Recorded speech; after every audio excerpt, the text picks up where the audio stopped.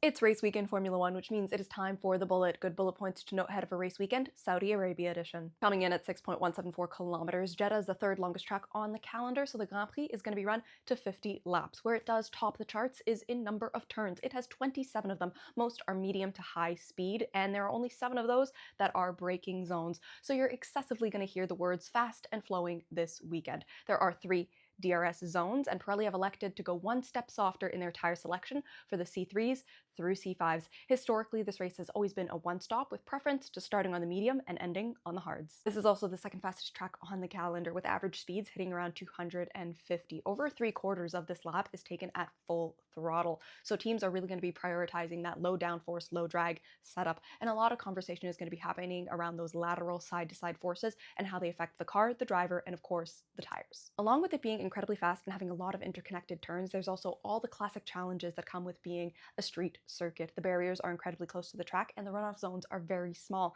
Here especially, the sight lines are very, very tricky, so drivers can't fully see what is ahead of them a lot of the time. So communication with their race engineer is critical. Essentially, the margin of error at this track is very small, and anytime there is an incident, it takes a decent amount of time to clean up. And so far, we're at an 100% appearance rate for the safety car. Qualifying and the race are at night, so FP2 is going to be the representative session that teams are going to want to collect as much data as they possibly can during, especially because Pirelli have changed the tire selection for this year. Despite being a very long track, it is one of the shortest pit lanes on the calendar, and its pit exit is at turn 2, which is an overtaking spot. So we could be seeing some traffic, some chaos at that point. Since this is a temporary circuit, there's also going to be a high level of track evolution, so lap times are going to drop significantly throughout the weekend.